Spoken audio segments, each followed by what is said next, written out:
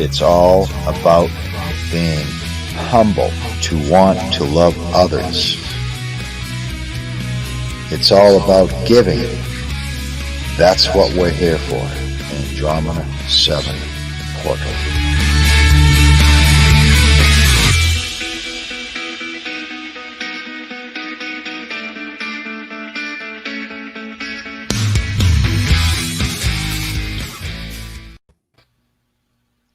Hi guys, how's it going? Hi everyone. Soul Tribe fam. Hi everyone.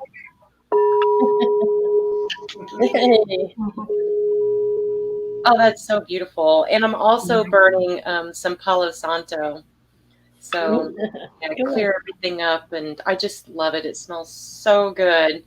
Hey you guys, my Soul Tribe and everyone joining the show tonight. So much love for each and every one of you coming tonight. We appreciate all the chatters and moderators. Big Al is in Louisiana, so I think he's in the chat, but you know, he's kind of in and out with his service there, so he calls it Louisiana. Oh no. Lousy. Like, oh my goodness. Louisiana. Louisiana. So tonight's show, we have a couple of guests with us. We're discussing the remote viewing and portals. And so tonight we have Debbra Trueax, who is joining us for the first time. Hi, Debbra. Hi, Debbra. Hey, Deborah.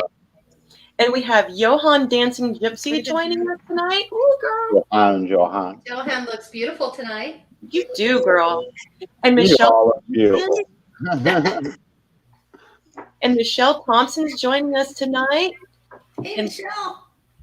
And Brian Lunsford is with us tonight. Hello. And then we have our other panelists, Trina Phoenix. Who also looks beautiful tonight? Yeah, she looks stunning. Are you kidding me? I'm like, woo, girl. She's gorgeous. And Theresa D'Anton. Hey folks, how you doing tonight? Theresa looks lovely as well. Yes, girl. Y'all look so fine. And Laurie of PureLoveAscension. Hi, everybody. Welcome. And I saved the best for last here. We have Brian's mother, Brenda, with us. Hi, and Brenda, I just want to let you know that I appreciate you coming on and supporting us. And I hope that you feel the love that we are radiating towards you and your family at this time. I do, and I appreciate it so much. You just don't know how much love I feel from you guys. So I love you. I love you too. Don't make me cry. Oh no, don't cry, just happy tears. Yeah. But tonight, I hope everyone had a pleasant New Year's, and I'd like to say a few things tonight. You know, we've had a lot of things going on in the world, and it's really sad. We have a lot of people that are going hungry, that need food. People are out of work. And so I wanted to read this little poem, and it's from Margaret B. Moss, and she has the best poems, I think. And this is my wish for the new year. So, my wish for the new year is that have someone to love, have meaningful work to do, and have things greater than yourself to believe in. That you have a reason to smile every day and a shoulder to cry on when you need it. That you hold on to your integrity even when the choices are hard. That you allow compassion to lead you, and that you live deeply, give joyfully, forgive willingly, laugh easily, and live well enough to be grateful for every day. And I thought that was just so beautiful, because that's what we need to do. Yeah. And so, and so with the news, you know, the news can be overwhelming and convince us that there is little good in the world today. But if you take it upon yourself to show compassion, even in the little ways, you can make a tremendous impact in the lives of others. Yeah. Helping others and showing kindness and goodwill is never overrated. So, in the words of Ralph Waldo Emerson, the purpose of life is not to be happy, it is to be useful, to be honorable, to be compassionate, to have it make some difference that you have lived and lived well. So, again, in the words of my sweet son, be the frequency that you want to receive. Amen. Thank you, Brenda. Thank you. I hope y'all Yep. have that. Beautiful message. Much love. Much love to you all. Oh, Love you. Y'all later. Have a good So much love. Night, Thank Brenda. you. Thank you. Thank you, Brenda. Love you. oh man. I love Brenda's messages. So I just wanted to also say that was just amazing and so true, that we have people that really need healing in our tribe and in this world. And so if everybody could just send out as much, if you do energy work, Qigong, Reiki, any other kind of energy work, we really need it as a collective. And some of the members in our soul tribe also need, you know, some of the love from the soul tribe to come towards them. And also my mother's birthday. She turned 67 today. Happy birthday, Mom. Happy birthday. I love her. I love her. So yeah, just keep that in mind that you know, I know somebody that their mother is very sick and my mother is healthy and having a birthday. And so it just made me, it really hit home with me that, you know, never take for granted the time that you're given, because you don't know how much time you really have. So let's be compassionate, live big. Even it's random acts of kindness to anybody, just that comes into your sphere of influence. Go ahead and do it, you guys. Yeah. All right, guys. Well, let's get on with the show about remote viewing and portals. So, Theresa, you have some slides you'd like to share to educate us a little bit, give us some information. Right. Just to give a background for folks, because a lot of folks are new to it. Some folks have been following it for years. I mean, who doesn't know about ESP and remote viewing, you know? So I just put together a very quick overview to bring everybody up to speed, so everybody's on the same page going into this tonight. Sweet. Yes. I'll go ahead and pull it up for you. Yes, please. And if you were waiting for me.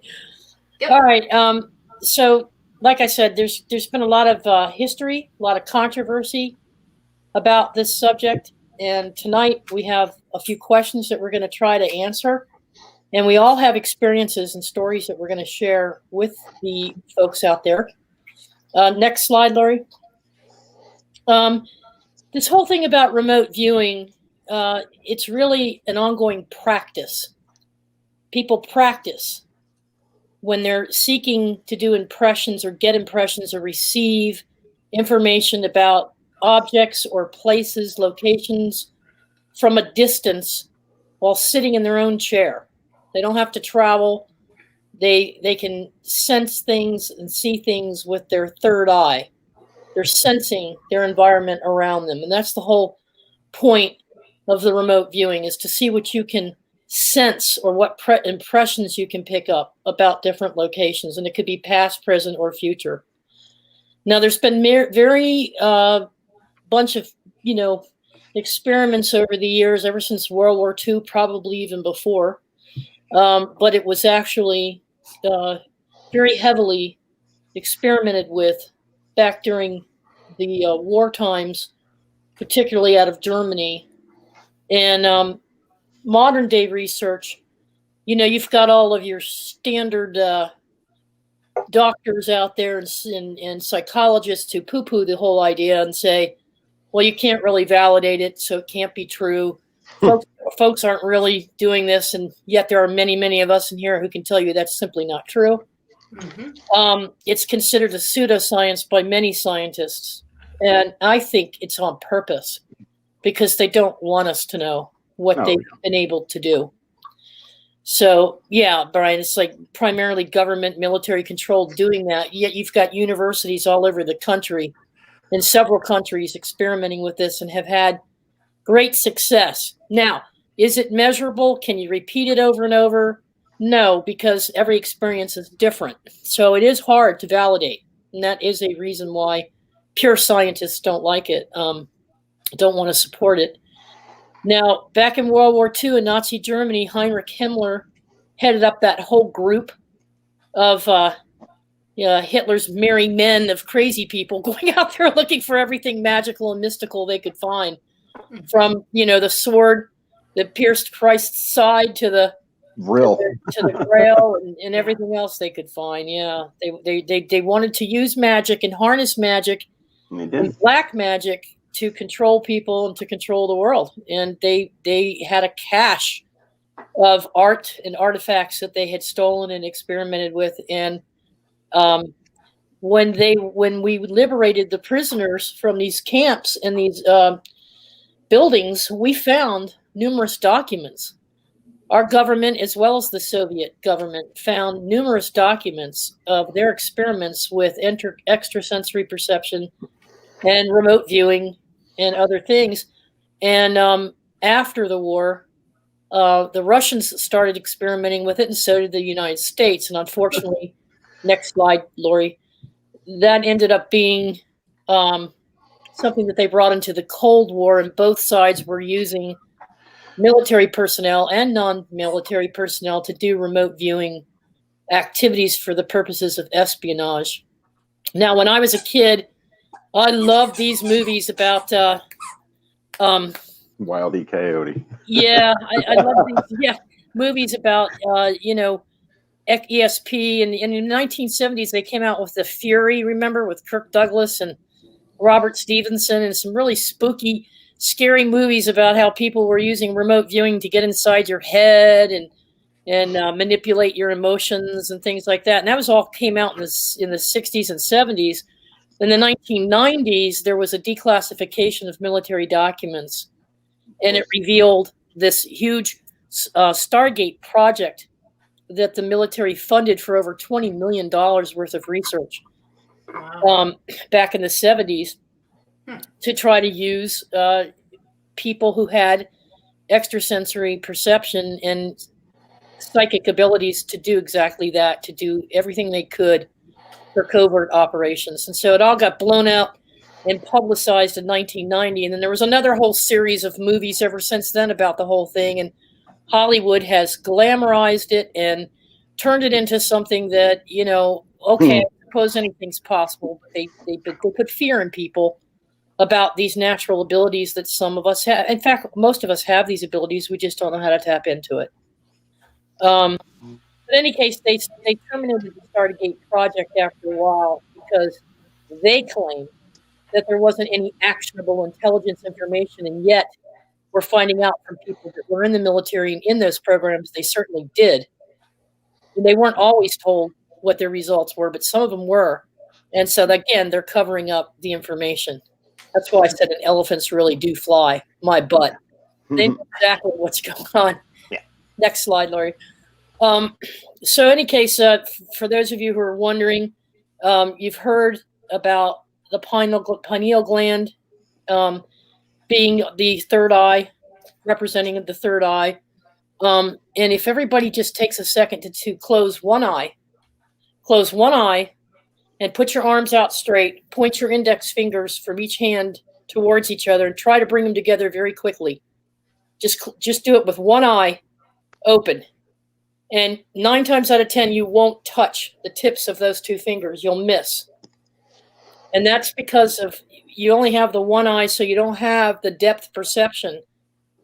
So if you can't activate your third eye, which is your pineal gland, you're not going to hit on any targets either. And that's what's going on in our minds. I mentioned it yesterday on Paula's show. We have so much calcification in that area now from the fluoride that we've taken in over the years, drinking fluids that are causing some of our natural melatonin to get hard and crust over. And that whole area, that whole pineal area, which is used to help regulate body functions and help us with fertility and our balance with nature, is being blocked. And we're not able to get signals in or out the way we normally would. So it's like not having one of your eyeballs. So that's why it's very difficult for some of us who have tried to do some remote viewing or astro traveling or some types of visual meditations, is because as humans, our bodies have changed. And so we need to get back to that state where we can take advantage of this ability that we all have within us to use that third eye to do those kinds of things. Next slide, Laurie. So the ancients, all in many cultures throughout the world, including the Egyptians and prior to them, in all parts of the world, have this knowing, this internal knowing that they have the eye of spirit, or some people call it the eye of Ra, the eye of Horus. It's all that extrasensory, and there are things you can do to decalcify and start that process. Don't drink water that's contaminated with fluorides, and there are all kinds of holistic practices that will show you how you can start cleansing your body. And Trina covers that with us quite well. She might be able to chip in. Hey, can I chime in real quick with just one thing Yeah. about that? Just knowing that that your pineal gland is calcified, being told that those fluorides have done that, that can really push us in the direction of keeping that blocked. When we start to believe that is not blocked, that it can be broken up, it can be broken up instantly. All that is transcended and transmuted instantly with thought, intention, and belief. We don't have to work towards it by over a long period of time, drinking unfluoridated water and all that. And we can do it on our own, but the belief that you can do it is so important. The intent. I'm so glad you brought that up, Brian, because I feel like when we consume and take in, we are at that point, we can make that choice to transmute. Always alchemize. I think too, sound, guys. Mm-hmm. Sound. Tone, different vibrations can help break that right off. Yeah, and like toning and banging on the bowls, and I think certain sounds, and go with what resonates with you, but literally use that sound to vibrate all that junk off your trunk. I started harmonizing with tones in the tub, especially in water. And the minute I started believing that was no longer an issue, it quit being an issue. All right, let me just finish it. Let me wrap up the overview, and then we'll get into it deeper, because this is exactly the kind of conversation we wanted. So anyway, next slide, Laurie. So now this is our truth, and that's what Brian and Trina were just getting into. Our truth, as we know it, as many of us have experienced it, is that we can do this, and that we all have the built-in ability to do it. And actually, I've been talking to some people, and they're doing it, and they didn't even realize they were doing it. They thought they were having a daydream, or they were just, fantasizing, and they were actually traveling, and they were actually seeing locations and objects without even realizing that that's what they were doing. So if they start practicing it, thinking about it, and doing it on purpose, and making it a regular practice, they'll find out they can do it just about any time they want. It's true, we don't understand all the inner workings of how it works, and we don't really need to know all that. Laurie, next. So one of the ways, folks will say, well, how do I get into this? And how do I do this? And it's just basically, if you keep an open mind, you can be balanced and skeptical, but if you keep an open mind and you study these things, don't immediately listen, like he's saying, to all, like Brian was just saying, to all the different advice. Don't listen to all the things that are going to keep you away from it, but keep an open mind that it is a possibility, and try it out for yourself. One of our Soul Tribe members, John, over at Max Vision Remote Viewing class, he has his own YouTube channel. I've put it up here on the slide for you, and we have a link to it. Wonderful. And he has it's a wonderful class. And Deborah and JoJo are here with us tonight. They're in there frequently. So is Brian, and all of us really have been in and out of that class. Michelle in the chat room is in there all the time. And it's really a great way to practice it. Even if you only do it once or twice a week, it's a great way to open yourself and get that knowledge and get that feeling and sensation. And the more you do it, the more it happens naturally. And for those of you that don't have much that don't have any spiritual training or awareness of these kinds of things, it's a great way to get started. Because it'll lead you to other things. It'll lead you to astro traveling. It'll lead you to, better, more vivid meditations, and you'll start getting messages that you never had before. So believe in yourself, believe in the experiences that you experience. Don't listen to what other people are saying they're doing and seeing. Listen to yourself, listen to your inner self, and start receiving those messages, and just believe in your own experiences, because we're all different, and there's no right way or wrong way to do it, not really. And that's what you'll find out. And we're going to be talking about all that. Next slide, Laurie. So tonight, I wanted the round table that we brought together here to touch on some of these questions. When remote viewing a place, are we opening portals? Because a lot of people feel that they can't go anywhere or travel anywhere until they open a portal. Are we really doing that when we're remote viewing? Are we viewing a past life, maybe, that we've recorded in our cellular memories? Or are we viewing an alternate timeline? Can we remote view in the present or just past and future? Is meditation necessary to do this? Do we have to go into a meditation to remote view? What are the benefits of remote viewing on healing, on health, protection? Well, in other words, other than just military covert, operations, what can we use this skill for? What do the ancients use it for? What's the purpose of it? And what is a group remote viewing session like? So if we have some time at the end, we might do a little session with you all and let you all experience it if you haven't done it before. So that's basically what tonight's about. Thanks for your patience, and turn it over to Crystal. Yeah, no, that was excellent, Teresa. That was lovely little, you wrapped that up real tight and very easy to understand. My first introduction to these kind of things, I was only 14 years old, and I was at this festival, and I had telepathic communication with about almost 4,000 people. We were able to speak to each other. And this is just telepathy, but there are times when I'm just resting that my third eye will be like, I'll be going to places and I'm at home in bed. So this is very, very interesting. And John over at Max Vision, guys, go over, sub to his channel. He's got excellent sessions with him, and it's been very useful for me as well. I kind of lurk on his channel a little bit, so I'm always listening when I can get his notifications. So, yeah, I would like to hear more about, do you guys because this is in the present. When I'm usually doing that, it's not in the past or in the future. It's always kind of in a now moment, but I'm sure time is irrelevant. Yeah. So. Well, when we're looking at past life regressions, all that is remote viewing a past life, your past life. That's true. Yeah. If everything is connected and now, and it is, there's the possibility, there are no rules to it in no particular way I've found to do any of this stuff. And anytime it's worked for me, it's when I was letting go of any rules that I had put in my brain or catacombs that I had created my brain to be able to do it. When it started working is when I let go of that stuff and just did it. And it scared the heck out of me at first. Yeah, you got to go with your own rhythm. That's for everything, Yeah.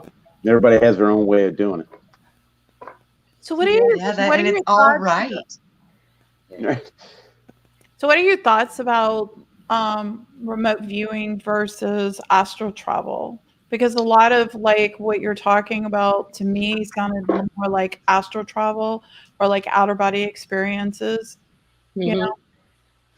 I think they're the same. I was thing. like, when you were explaining that, I was wondering, well, was that remote viewing? Because I always thought it was like astral travel that I was experiencing. So the only thing I think that there's a difference between the two is when you remote view, there's actually a chosen target from the group leader. That's the only difference I can see, because it seems to me that's an identical process. The only difference is that aspect, is that unknown location that you're all going off of based on a number or a color or whatever. So yeah. I kind of think it's like a combination where we've coined these terms and phrases to explain different aspects of the same phenomena or the same Yeah, they all, They're really close. Yeah. I agree, Teresa. It is. It's an accumulation of the astral travel and the like shared dreams in a conscious state. That's another thing you can do. Remote viewing, and you can call it. I believe that we're surrounded by portals everywhere, and they exist within our head, within our mind, and we can travel to any portal that we want to.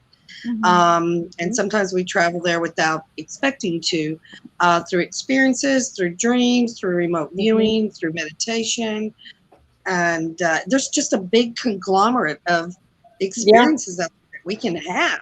Yeah, leave it to humans to create categories and make rules. You know, this is the astral travel realm, and there are borders to that, and you know, it's all blown out. Humans like to compartmentalize things. It is. We love it.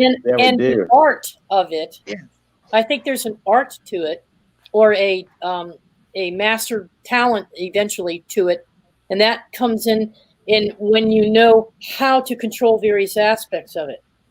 So today I want to travel somewhere. I want to astro travel. I want an out-of-body experience, and I put that intent, and that's what happens.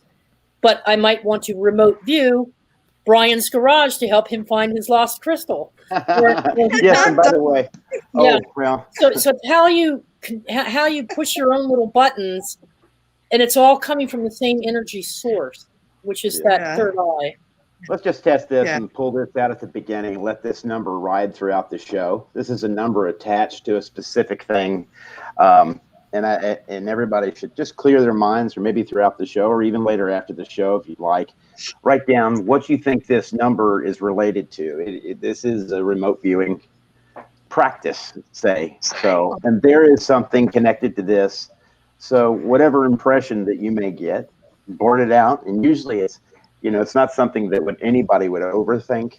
It would be your first initial feeling. I already forgot my first thought. Yeah. But we have some experiences. I know I was in John's not so long ago where now this is what Trina's talking about. There's control. What John does is he has an envelope, and he usually has either an object or a location, and he starts us out with 2 or 3 objects first, right? Right, Deborah?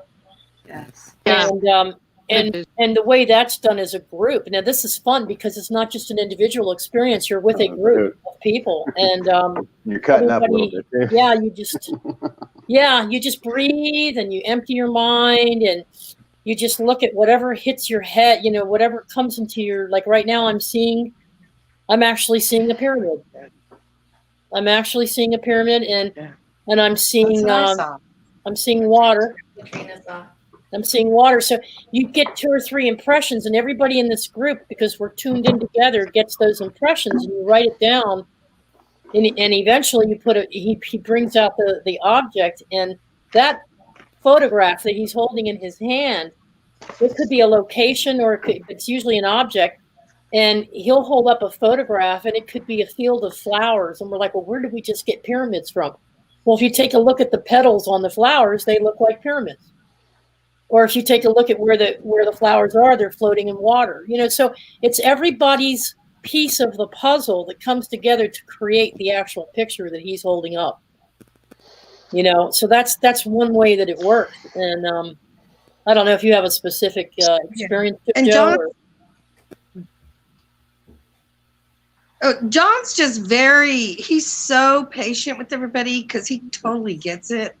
And I've been going to his shows for a long time, and I started out in the beginning, you know, and you miss, and you're like, it's like you're playing a game. You're like, I didn't get it. Yeah. And then some nights different people on different nights are on target. Yeah. And they get one after the other, starting with the symbol, and then the next one, and the image, and everything. And then everybody cheers everybody on because they're like, wow. And it's different people on different nights, but you can tell when someone is making that connection. And I've had nights where I made the connection, and I completely blew myself away and blew everybody else away.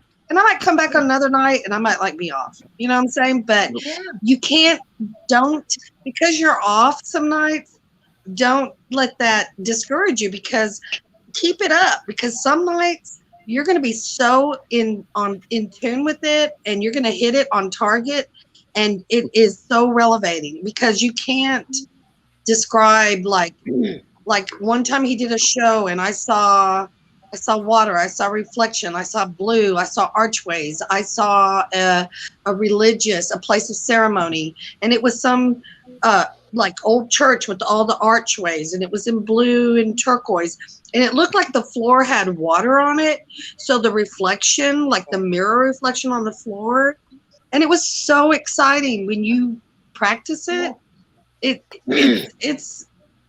It's pretty mind-blowing, and it's a lot of fun. And John's he's great. He's helped a lot of people. He's taught me so much. And one time with him, I started doing the same thing. He did something, and you know how he does it in sections. He'll have a smaller one, he'll build it up. I was answering questions to like the fourth thing down the road, and then I was like, I don't know. Yes. And then all of a sudden, at the end, it came up. Yes. Sometimes that can happen. You're one step ahead. So every time you give an answer and he shows it, and you're like, I'm wrong. But the next image, you're like, that's what I was looking at. You're like going too fast. Right? You're like right? I do that a lot. I'm like one off, but I'm right every one, but I was one off. I do that a lot too. Yeah. You see, Michelle just said one night she viewed a a majestic horse, a large majestic horse, and it turns out it was a portrait of Crazy Horse. Oh, wow. Because sometimes it's an impression that you get, and he encourages us. What do you smell? What do you feel on your skin? What's the climate like? Do you feel any energies? Is it negative? Is it positive? Are you seeing colors? Are you feeling wind? Are you feeling mud in your feet? You know, so it's all these, you're using all of your senses, your bodily senses in your mind to get the impression of where you are. And it's really incredible. When I did a whole, what was it recently, Deborah? I think you were there, Deborah.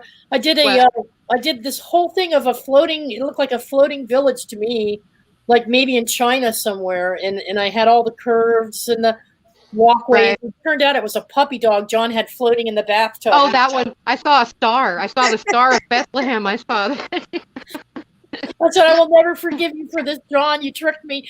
And I had every image you could think of but the images were parts of the body parts of the dog that were floating in the bathtub. And I was like, mean, John. So and you know what else? When they give the hints, sorry. When they go ahead, Michelle. Go ahead. When they give the hints, are they just like putting, because I've never done a class before, so this is interesting to me. There's no hints. No hint. No, he did. 745 was the hint. No, he gives you a number, like he says an associated number. And this number is attached to what I was thinking about earlier. It's not a hint. It is a number that I have decided to attach to what I'm thinking about. That I'm like you're labeling like 1, 2, 3, 4, it's a like number. Just a random number. Absolutely random. Right. That number is how you link into these. It is a random number.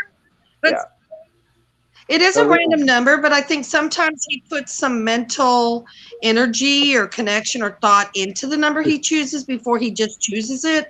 And the idea is that if you're new and you're beginning, the number can help you because he's put the energy in the number that's attached to the picture. And if you focus on the number, you're now connecting to the energy that he put in the number to help you to help you connect to the image.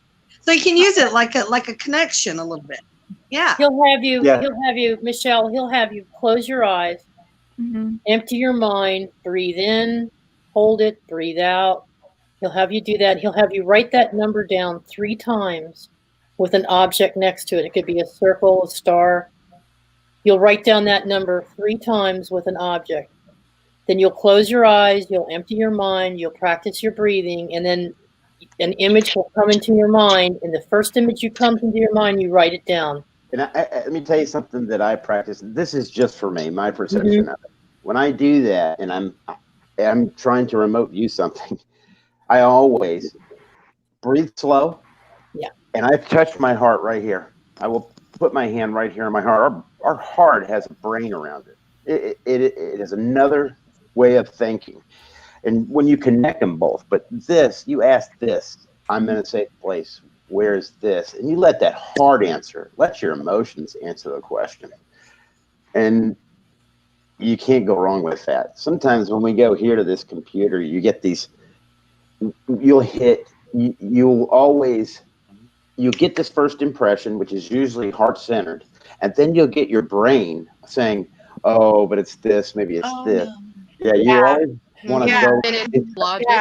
Guys, I have a question for you guys. I have a question. This has all brought up something in my mind that I'm thinking of, because I remember I've shared how I've remote viewed or I astral traveled, I don't know, out of bodied or whatever, to this restaurant, went to this nice restaurant. Now, question, do those people at that place sense me as a ghost? Say that again. It depends on who's there.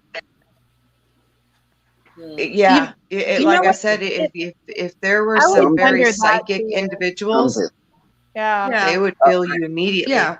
I want to. You go to Farsight Institute. I believe that they could.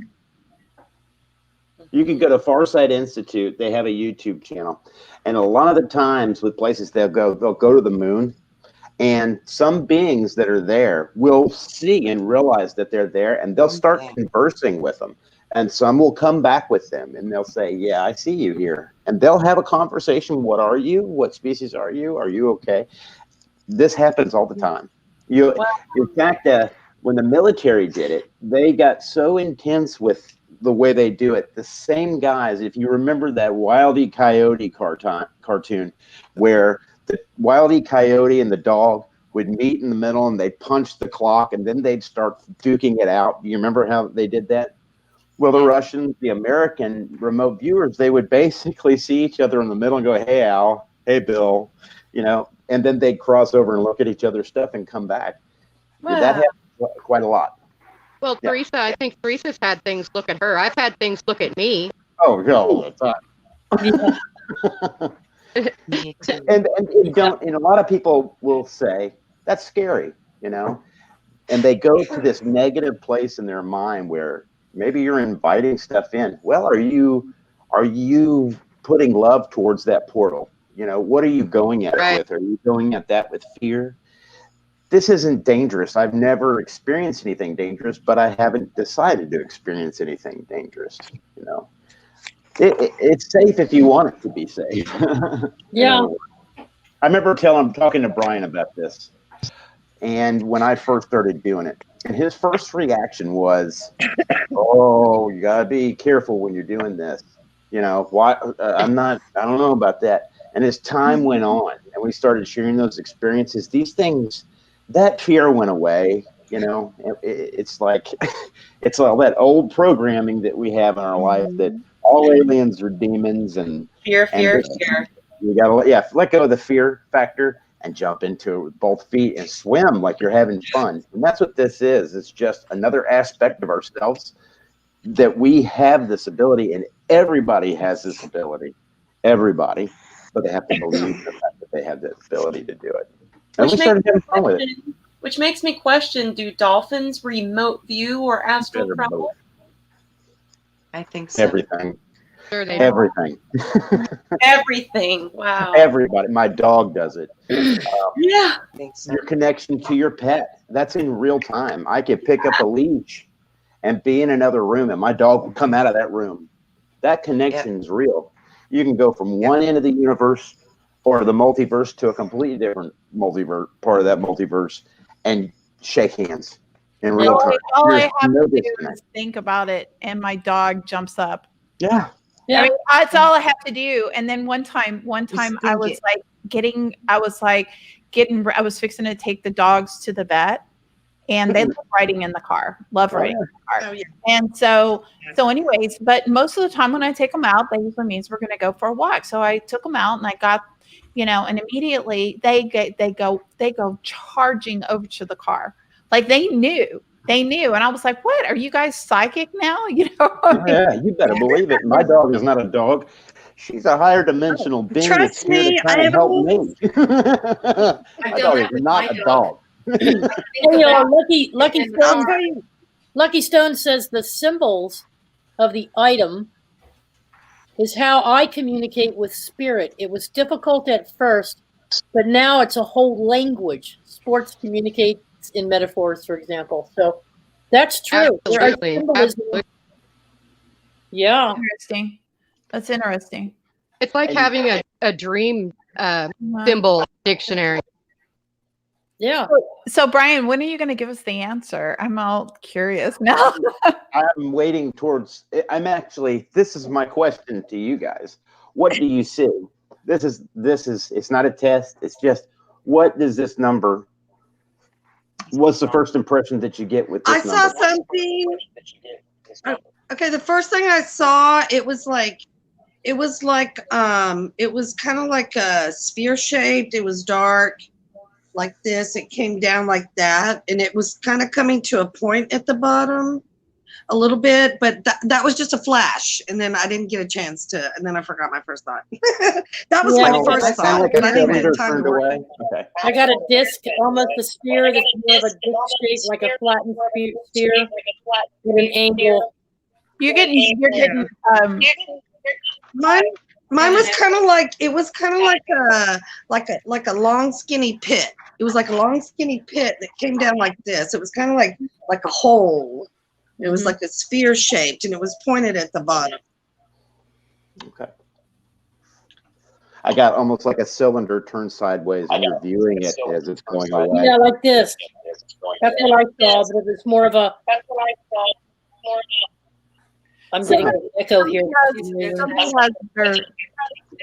Unfortunately, I won't be able to give you the answer by the end of the show, because what I'm looking for something. I have misplaced something, and that's the thing.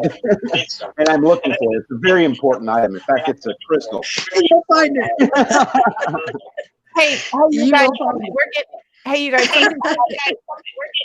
Hey, you guys, somebody's got an echo going on. It's like double. Does somebody have another going?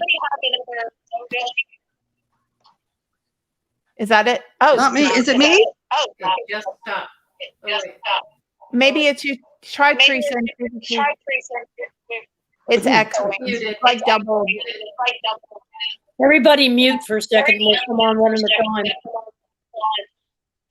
Sorry, I just realized my fan was going too. That was probably not good. Sorry. Michelle, I think it was you. Nope. It's me. It's still echoing. It's so weird. Who has? It's probably your. Not have headphones on. Do you have a second computer on, Michelle, or a phone? It just came out of nowhere. Yeah. Everybody have headphones? No, I don't. Nobody has a second thing going on. Nope. Okay. Well, maybe it's just. It's a speaker. It's coming from one of the computers. Well, that's just strange. Well, what do you deal with it? Yeah, we're gonna have to. I don't know where it came from all of a sudden. Okay, I'm actually gonna log out and log back in because it's really loud. Okay. Okay. Yep. All right. Now we'll see if we still have an echo. No, Teresa, it's still bad on your end. All right, I'm going out. It was Teresa. Is it better now? Yeah. Oh no. Okay. I mean, Teresa did have a little bit of an echo, but it wasn't like bothersome. It wasn't disturbing or anything like that. It was just slightly. Am I echoing? No. Wow, that's really weird. It is weird. Michelle's picking up on something. I know. Hey, this is a thin veil. It's the timeline next to us. I know. I'm sorry. Kind of thing. A lot of energy up in this room now. Let's play demon cards. Cards? Yeah. Let's go ahead and play that.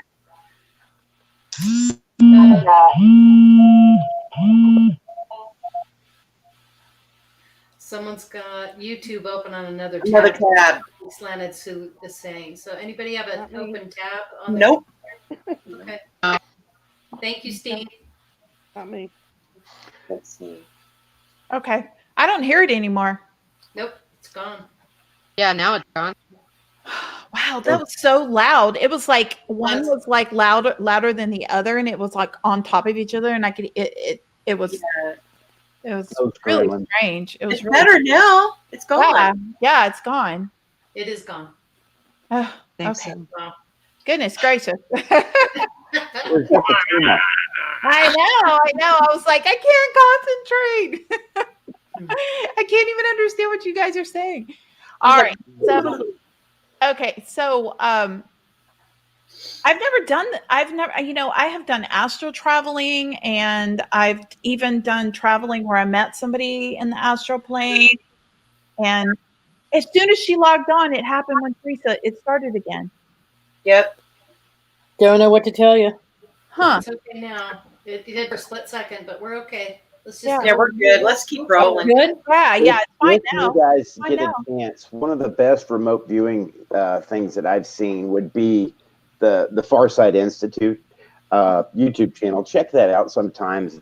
Some of the things they do, the way they describe it, each remote viewer has a different method of going into it and doing it. There are different ways to remote view, but they're all different, and it's really impressive the way that they're able to connect to the areas that they're in. They're getting smells, they're getting sounds, they're getting temperature. Yeah. They're using all of their senses to reach out and go into that other area. And we all have that ability to do that. Right. And so I've actually been able to focus in on a person and remote view that person. And I mean, yeah, I've definitely done that. And it's a great skill to have, by the way. I did that with my cousin because I wanted to mess with him. And I came up on him naked and in the shower and singing. I want to do that ever again. No way. Yes, I did. And I told him that. Oh, Brian became a weirdo that day. Now, Brian and I did an experiment of our own. That was fun. And Brian had Al and I on the phone. Al was going down the highway, and Brian said, "Let's do an experiment because I want to see how this works when when the three of us are connected." And so we lost Al's connection as usual, but Brian had given me the coordinates of his house, so I went on that Google Earth, and I zoomed in on Brian's house, and I spun his house around, and I had the coordinates in my mind, and he wanted me to identify whatever I could come up with in his garage. Now, there's my garage, common and elements in the I garage. looked at it. I just looked at everything, and I thought I just connected with her, and I just looked at my garage all around, every little detail. Go ahead and tell him. And she started writing things down. Well, I drew these pictures. I don't know if you can. Where's my camera now? Let's see. Right up to the camera if you can. Well, I'm on the bottom now, but I was trying to, let's see, over this way. Yep.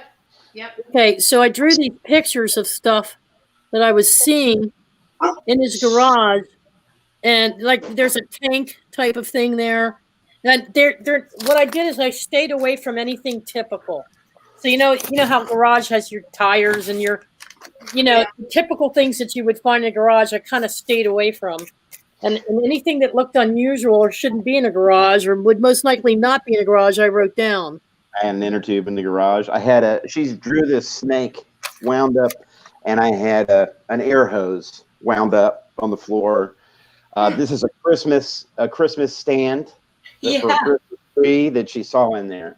None of this I was telling her, and she's just going down the list. This is a net that we use out to get shells at the beach. Screws everywhere in a garage, like a normal garage, but I had a slew of them sitting up there at the top. Wow, that's impressive, Theresa.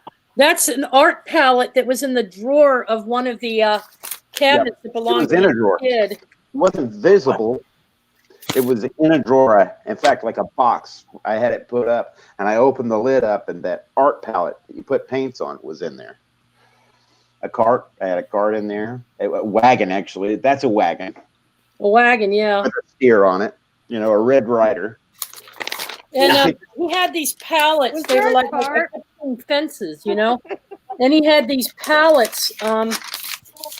And I saw like these long nails. Well, they weren't nail. I was like, they're tall, like canes or nails. And it ended up being some kind of, don't know if you can see this or not. Yep. But it ended up being, I said they're rods or metal. And sure enough, he had them over in the corner of his garage. Yep. So they were just, and I think I helped you find something. It was in your, it was in a can, an old tin can. It was your dad's, right? Do you remember the tin can? I said, you've got a sardine can. You got a sardine can. I had these old sardine cans from the 80s. I had remote model airplane parts in, full servos and stuff like that from when we used to fly model airplanes in the 1980s, little bitty pieces. You know, all that stuff was there. He went over to his desk and he pulled it out, the drawer out of his workshop, and he's going through it. And he's like, I know what that is. And he's like throwing all this stuff out of the drawer. There's this little can with the key, and it was Theresa, that's awesome. It was pretty cool. But the thing was, I'm calling Teresa. We were having fun. We weren't trying to pass a test. We weren't trying to get lucky. We were having fun. Yeah. We were playing. This is all play. Yeah. Being here is play. And we got to remember that. When we get too serious, I mean, I stayed serious trying to jump out of push my astral body out of my physical body for months. Yeah. And I'm like, how am I doing this wrong? I'm watching all these YouTube channels trying to try different ways of doing it until I just like laid in my body and started having fun. I rolled out of my body to the left, and I'm on my knees looking at my body. My legs are going into the ground, and I saw myself, and I went, yes! And as soon as I went, yes! I went, you gotta lighten up. You gotta lighten up. But it's a steady frequency that you get on, you know, whether it be theta or whatever. It is different for us all, because I don't care who I listened to until I did it my own way. I wasn't having too much fun with it, you know. I just love it when I can find my phone. I remember one time I dropped my phone out of my pocket walking Izzy out here in the hills, and I was like, okay, close my mind, close my eyes, and just go again and go through, and I found it. I found my phone. If you understood what it's like out here, and it was flipped over, I couldn't see the pink part of my phone. Well, purple part of my phone. It was up like this. So it's pretty miraculous. I found it. My kids will lose things all the time, and they'll come up and ask me, where's Dad? Where's this? They think I know where everything is. Well, if I sat down, but I started with my 6-year-old Josie, sit down, be still, and I have her breathe slow, and I say, Josie, where is it? And she'll jump up and she'll go in wherever, dig around, and she'll find it. That's awesome. They're so much better than we are. Yeah. Deborah, honey, would you like to share some experiences with this? Because you've been kind of quiet, so I kind of want to hear from you. Well, yeah, sure. When I was just thinking about, we did this sunflower, Mac Vision Remote View, he did a sunflower picture. Yeah. And about a week before that, now I like to grow sunflowers, right? So I plant them and grow. About a week before that, it came to my mind how they track the sun. And then he showed this picture of sunflowers, and what did I see in my mind? I saw a sundial. Oh. So that's kind of how sometimes it works that way. Yeah. I saw a sundial because the sunflowers track the sun. Yeah. It was funny. They always point to the sun. Yeah. Huh? The sunflowers, well, all flowers, that's true. Right. Yeah. Right. Yeah. But it was just something that had stuck in my head that week, and so that's how it came across when I saw the picture, the image in my mind. I saw sundials first, and then, you know, it turned out to be sunflowers. So, Deborah, have you ever considered yourself that you've ever maybe gone out of body or astral traveled or anything? Oh yeah, yeah. I've always lucid dreaming and nice. Yes. traveling.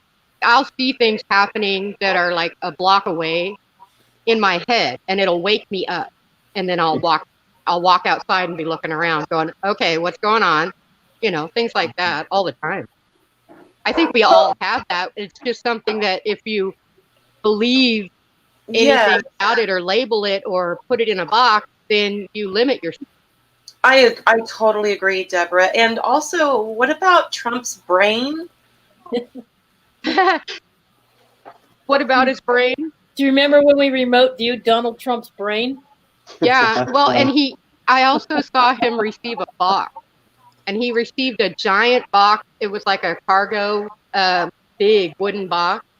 And I don't remember, what were we viewing? Well, that was when we were viewing Trump's brain. Yeah. I saw Trump waiting on something, and he was receiving it, and he was just standing behind it, waiting for someone to come with pry bars and open the box up. You can talk to him too. I've seen people speaking with him. And it's not necessarily that he understands he's doing it, but his higher self is doing it. Uh-huh. Mm-hmm. You just answered a big question I had, which is half the time when we're interacting with other people, when we're remote viewing, we're not actually, because they'll go, I don't remember you being in my head, or I don't remember seeing you in my dream, or I don't remember. It's because we're doing it at a higher level of consciousness. Our higher consciousness is connecting to theirs. There's that connection again. And you know what you do when we do this a lot, I mean, for a long time, every time I'd hit on something or the ego, it kind of creates a sickness in it, you know, and you got to watch out for that.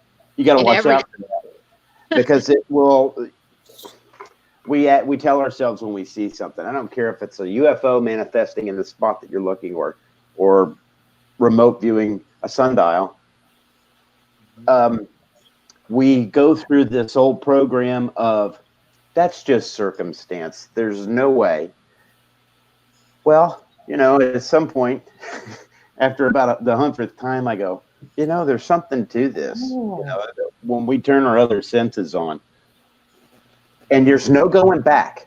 There's no going back and saying, oh, that was all this stuff that's happened to me is just circumstance. There's no going back from that. You're going forward, and it only gets better. And then when it starts to become, as I said, fun, that's when it really gets interesting. When you start to get together in groups, harvesting crystals or manifesting crystals to be harvested in this reality, that's the fun stuff. When you're going and helping somebody.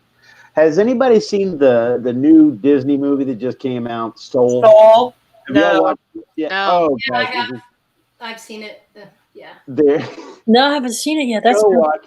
It's really good. Of course, they're giving you a lot of disinformation, but there's this guy, they needed help at one point, and there's this guy spinning a sign in the middle of New York, you know, one of those advertising. He's actually in this trance state, and he's in the astral plane helping other souls dig themselves out of this AI.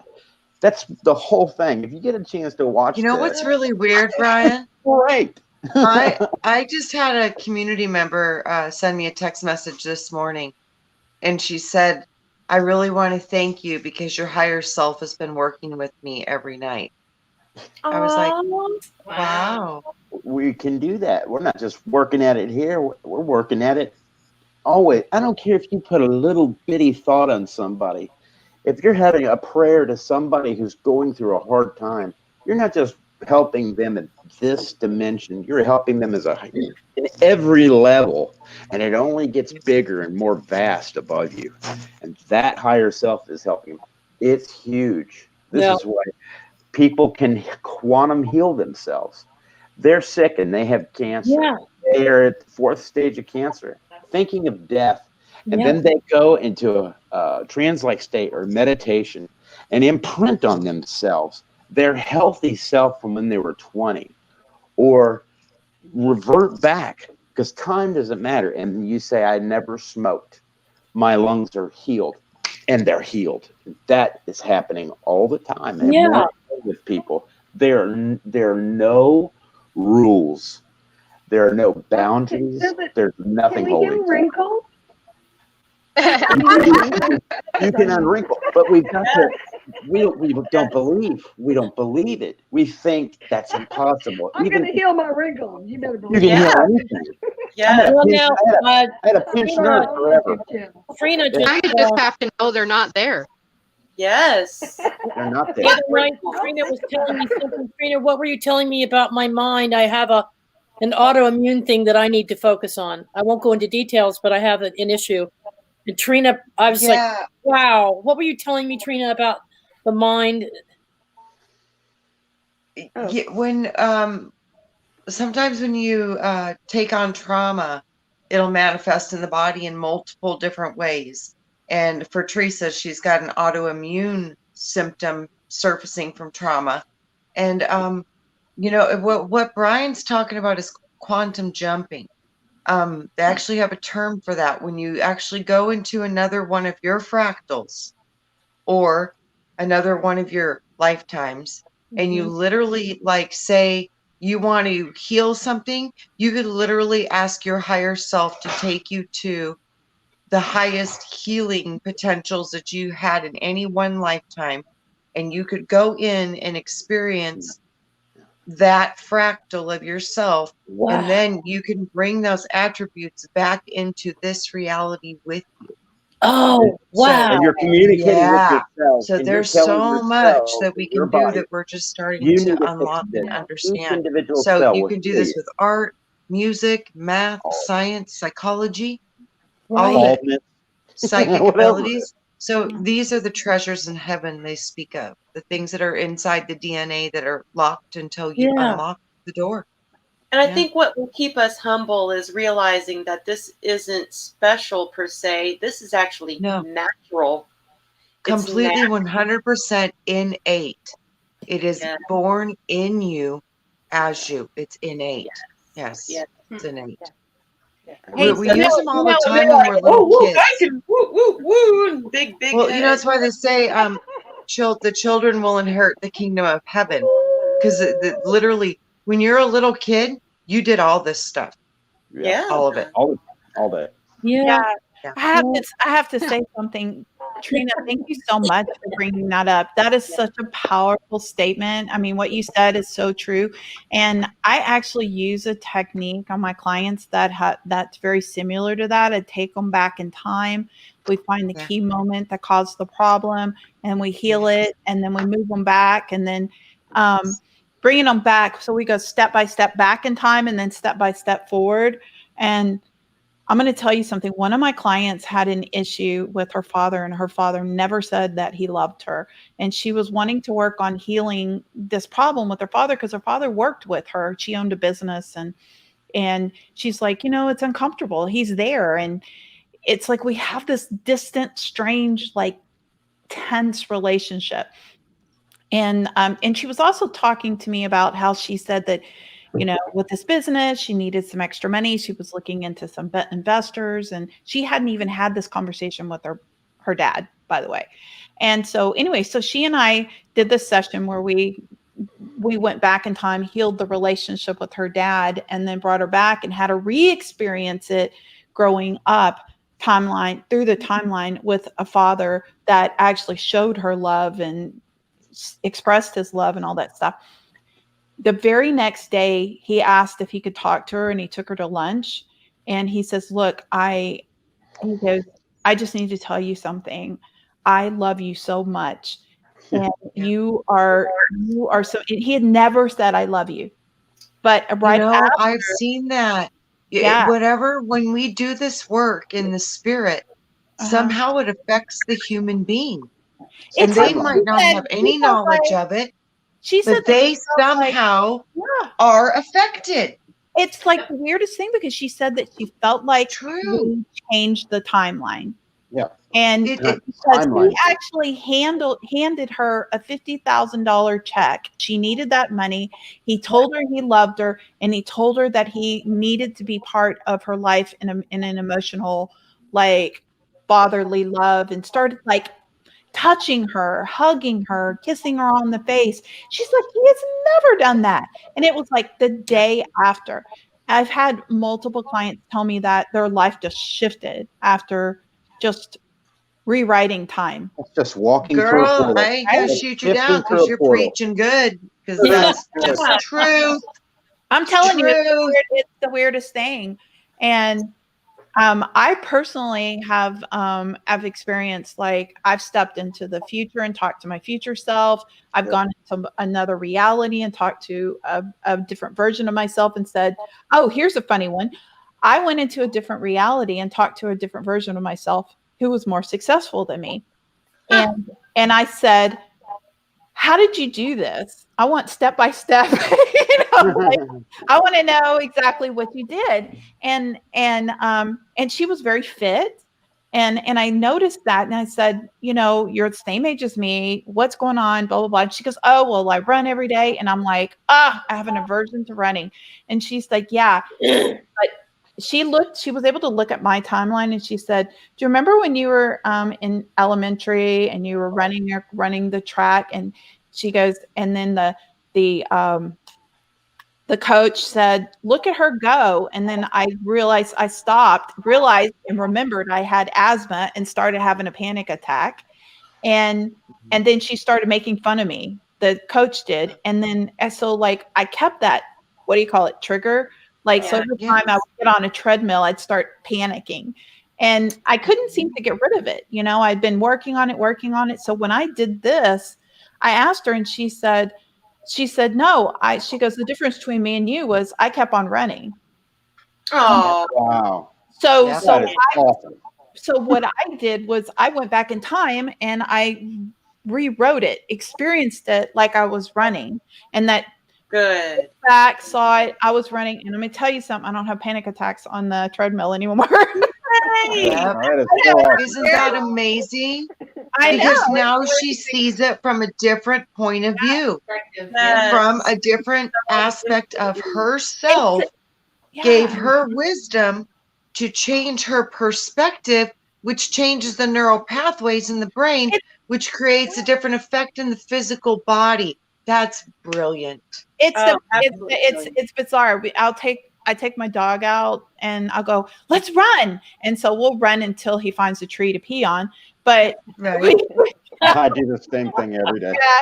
And so we'll run until he loves to run, until he sees a tree. And then, but it's like, I feel so like, it feels good, and I'm like, I've never experienced this in my entire life. I'm in my 50s and it's like, how in the world? It's like this weird. Yeah, I love that you brought that up, Trina. It's just so true. It's so true. So Michelle, it's real. Yeah. Yes, it is. And do you have any new announcements you would like to make? Any new program offerings or changes in your programs? I'm actually I'm in the process of developing this. It's this new online thing. I'm actually making it a lot more organized. I have a personal assistant that I hired that's helping me put all this stuff together. It should be in the next couple months available and teachable. But it'll be like 6-month course where you have two options to either have a coach work with you through it. But all of your materials will be there, like your hypnosis audios and, there's going to be coaching videos and all kinds of stuff through the process. But it's not going to be available for a couple more months because I'm still working on it. But yeah, I'll be on here before when it's ready. I'll make that announcement. It's a very in-depth program because I have like quantum, different kind of like quantum type hypnosis meditation audios on there that are similar to like what we're just talking about. And developing those things and editing those things. So if something's 30 minutes, it takes me 2 hours to edit. So it's 4 hours, it's 4 times the time that, and I mean, because there's always something that you have to edit out.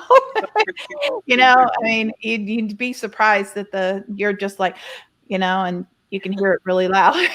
Yes. Yeah. Me, it's a. Yeah. Mm-hmm.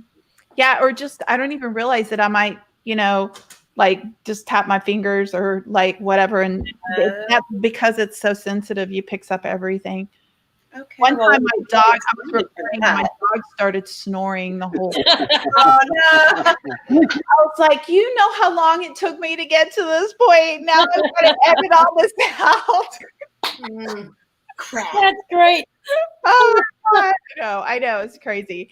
Yeah. I must honestly say I never in any of your meditations that I followed or any of your hypnosis did I ever hear your dog snoring. So I just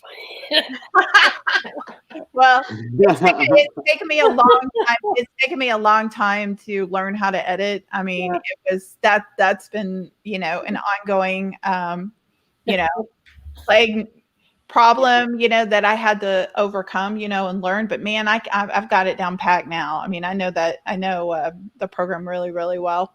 So well, we're looking forward to that for sure. Yeah. Once it's available, because what I'm trying to do is I'm trying to make sure that everybody has the opportunity to be able to do it, and I want to make it to where it's affordable for everyone. But you can adjust it to however you want. Like if you need that one-on-one attention, you'll pay a little bit more. If you want to have a little bit of one-on-one attention, but don't want to pay the full-blown price, or you just think you can self-pace yourself. So there's going to be like 3 levels. Yeah, that's good to have options for people. Mm-hmm. Yeah, it gives them the opportunity to be able to still have the coaching. Plus, I hired a coach as well, and so she's going to be like working with me, and I'm hoping to hire some more. So as soon as I find, I'm just looking for the right person, because I have to hire somebody who's intuitive. They have to be able to have the skills to be able to do this, and willing to learn my process and that kind of stuff. So I'm manifesting it, and it'll all come to fruition. Awesome. Yes, it will. Absolutely. Yeah. It's all very exciting, super exciting stuff. Does this person have to be close to you, close by geographically, or can you work? No, I do everything virtual. Yeah. Okay. I don't work in an office anymore, so everything I do is on Zoom and stuff like that. So I have one coach that I actually hired that is very intuitive. She's in Ohio, so that's what's up. Well, I look forward to that, Michelle. I'm so excited for that. Yeah, as well. So awesome. Right. And there's going to be like group coaching. And so like some of the coaches are going to be doing like group coaching and, and some of these things. So it'll be like a weekly group coaching that no matter what program you're in, you get to log on to that. There's going to be a lot involved in it. It's a very, very, very intense program. Very complicated program is what my assistant said.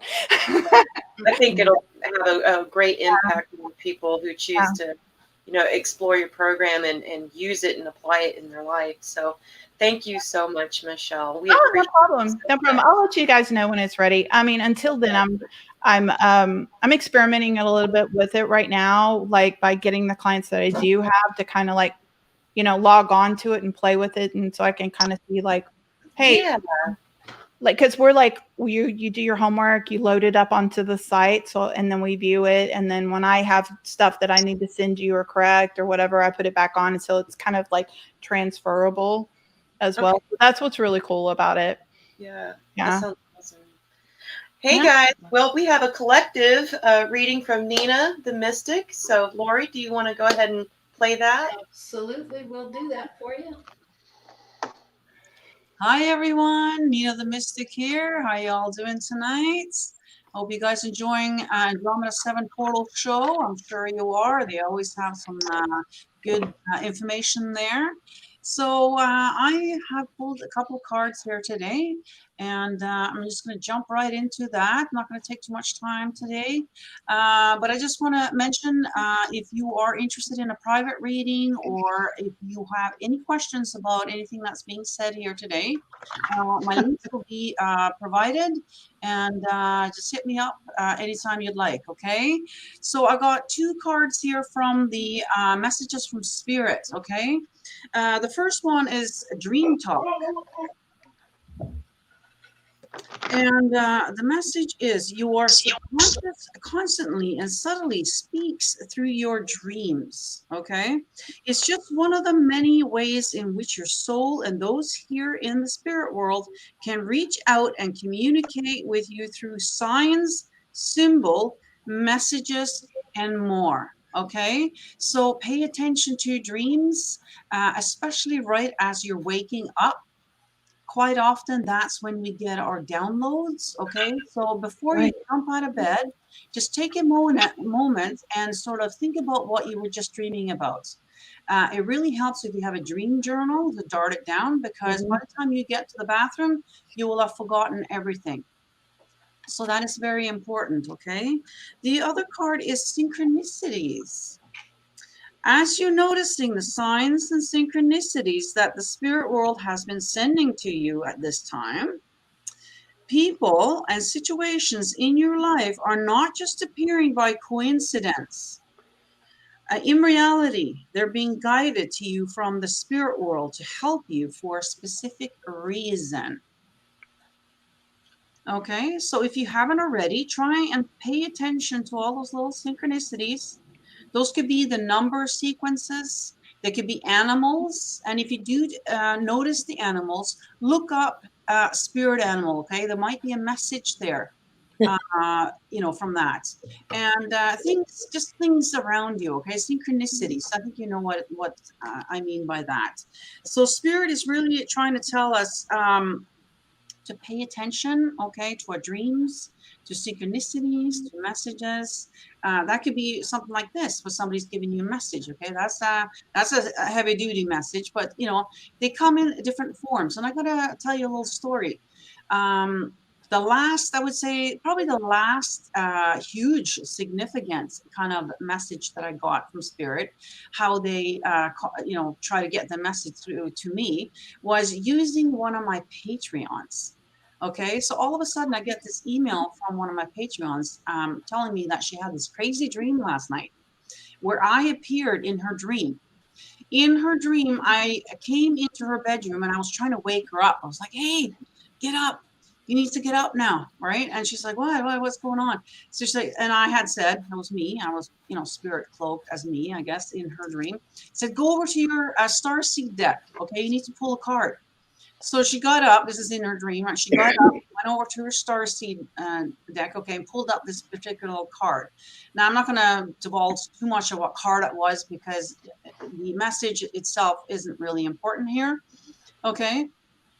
And so she looked at it and she thought to herself, actually, it was about shadow work and whatever. And she looked at it and she kind of like, didn't really kind of make sense to her, but she was really drawn to or nudged to tell me about this. So, you know, I'm reading the email, I'm thinking to myself, oh, that's wonderful, that's great. So I just quickly emailed her back, just a generic positive message, right? And that's great and whatever. I didn't think of it anymore until that evening. I sat and I thought, what card was that she pulled again? Because I have the same deck here. And sure enough, I went and pulled out the card and I knew right away that message was not for her. That was for me. Okay, so this is one way, a very extreme way, I guess, of how spirit can work, okay, if they really want to get you a message. Now, this spirit is a spirit that I was working with, that I'm still working with, actually, that really wanted to get this point across to me. And they sure did, okay? And they used, you know, somebody around me, one of my Patreons, okay, to give me this message. So spirit does work in mysterious ways. I know we've heard that before. And they'll use, you know, different things in your life. So pay attention to that, okay? And I think that's how we're going to leave it this week. I hope you guys enjoyed the show. I hope you resonate with this message. If you do, you know, leave me some feedback. I love to hear back from you guys. If you want some more free messages, I do Hump Day message every Wednesday. I go live on Facebook at 1 p.m. Pacific. That's 4 p.m. Eastern, and that will be What time is that? 9 o'clock UK time. Okay. And then I'll upload it to YouTube as a premiere, which means there'll be a live chat at 7 p.m. Pacific. That'll be 10 p.m. Eastern every Wednesday. Okay. And then who knows? I might even be on the Milky Way here on Saturday. So I hope you guys have a great rest of your night or day or wherever, however time it is at your neck of the woods. And we'll see you again soon. Bye, everyone. Nina's awesome. Those are great cards.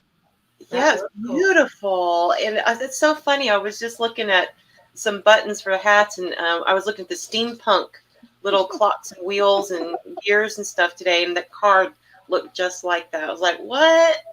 So, wow. Yeah. I was like, oh, that's awesome. Okay. Brian, do you have something good for us, hon? I did. The number is 8, and I pulled choices. And this is from the Cosmos Reading deck from Narnia Astoria. This is a great deck. It's a beautiful deck. This is the first deck I started using. But what we have here for choices, to make your decision, ask yourself, which experience best allows your soul to grow?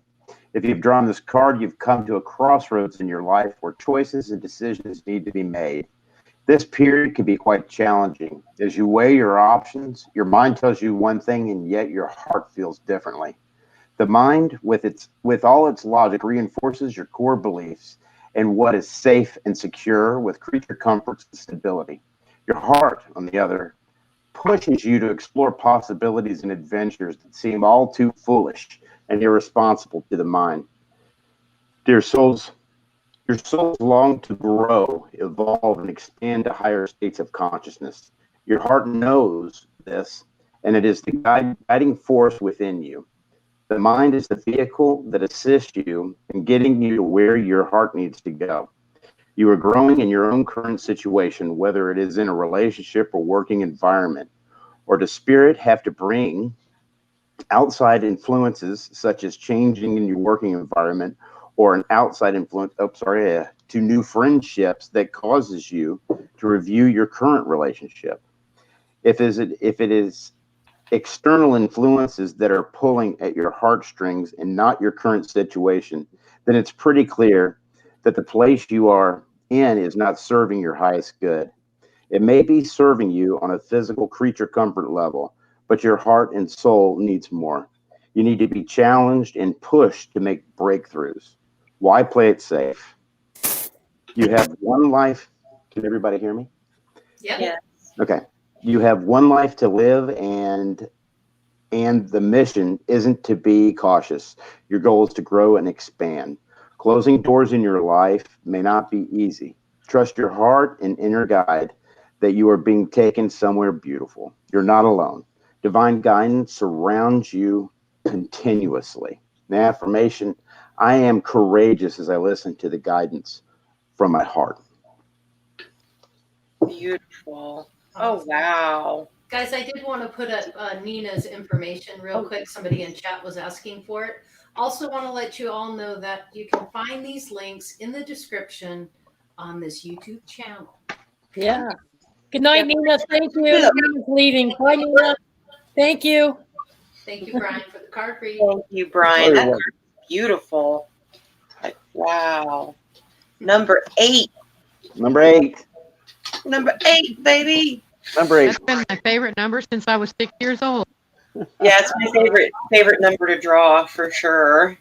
I've been obsessed with, just drawing figure 8s, and that's how I glow stick dance is figure 8s. So. Hey.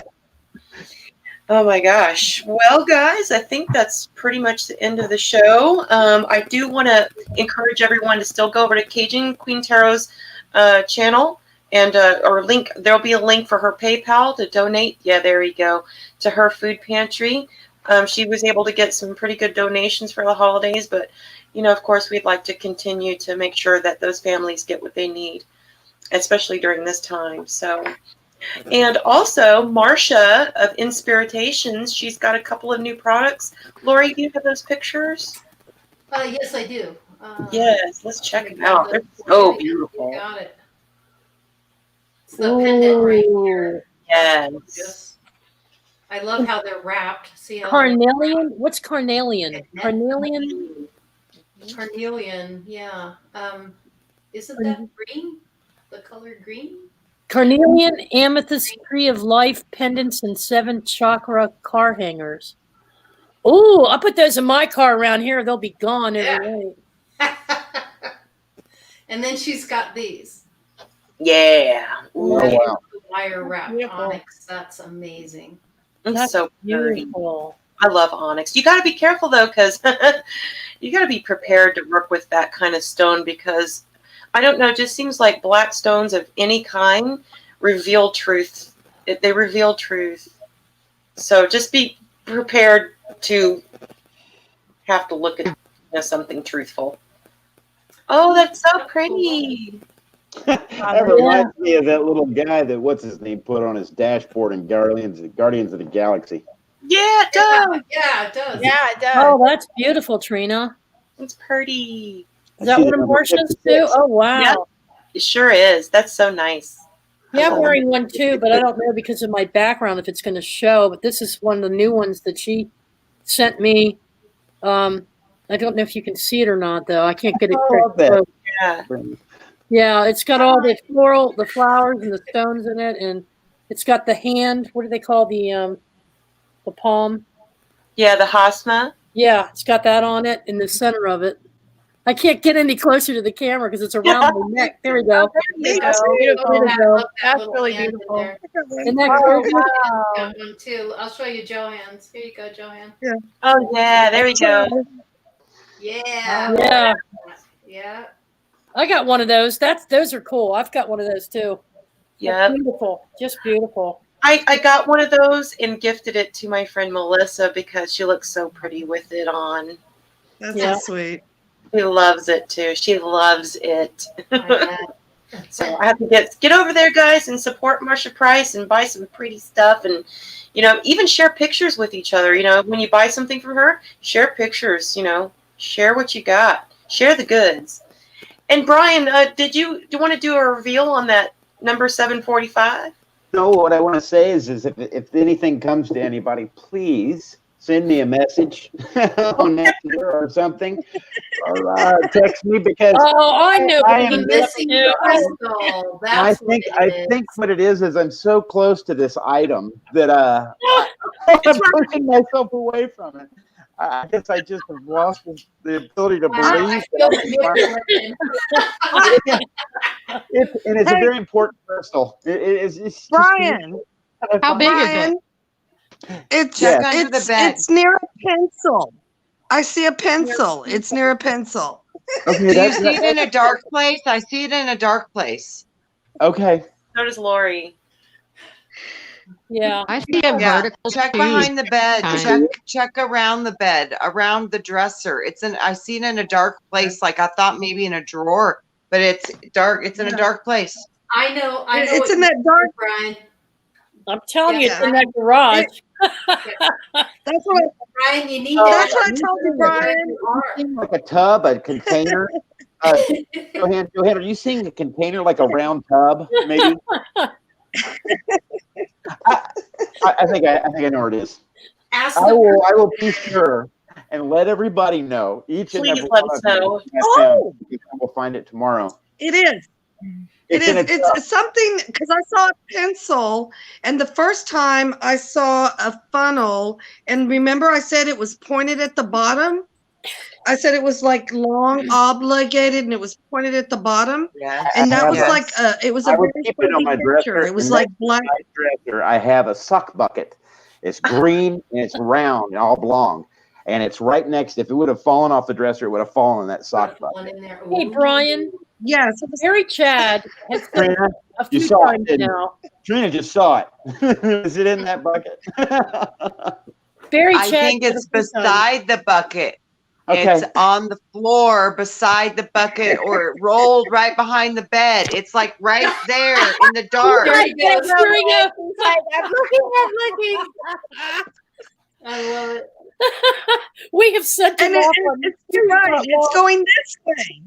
It's going this way. You're absolutely 100% correct. It's going this way. Well, I saw Barry like Chad, keeps Put it at saying the bottom, but it's going this way. airplane.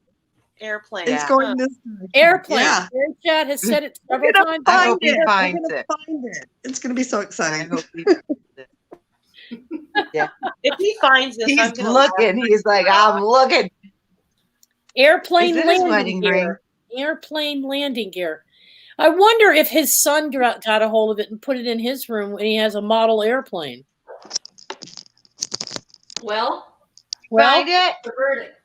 No, not yet. Hey, Barry, Brian, Well. can I ask you a question? This sock bucket is. Do you have does your son or your daughter have a model airplane? A model airplane with wheels? maybe? Airplane landing gear. There's something to do. Barry Chad keeps saying the airplane with landing gear. I got model airplane stuff out in the garage. I told you There it was you in the go. garage. My son grabbed it and drug it. I will text Somebody all. put it I'm somewhere. not here. Yep. It's in the garage. Anybody see a dolphin? I'm just curious. Well, it's here somewhere. Let me pull it out. Oh God! I do not put my socks together. It's next to the unicorn. I throw them in this sock bucket. I've written my poems gosh. about this sock bucket.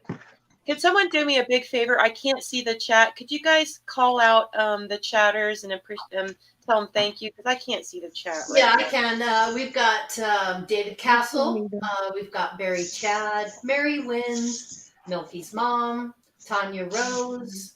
Let's see. I know. Dart I wasn't. is in the I house. wasn't there. Yep, you were in there, Al. Let's see. Oh, Steve Clark is with us as well. Nina the Mystic was in, and Michelle Cannon-Free. Oh wow, Steve! How did I? Slightly slanted sleuth, Steve, and Janine. So Janine was in the house as well. Yep, looks like that's everybody. And Kelly. Kelly is in the house as well.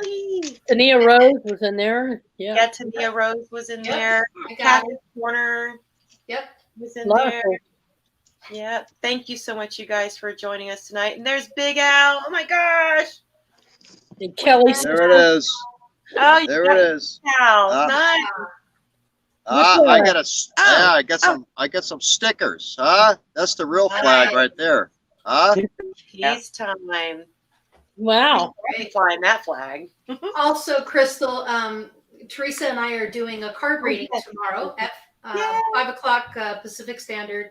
So we've got some new decks to play with too. Should be fun. And then next Saturday we'll have Cajun Queen. Lois is going to join us for a card reading. Finally. So it'll be a good time. Really fun.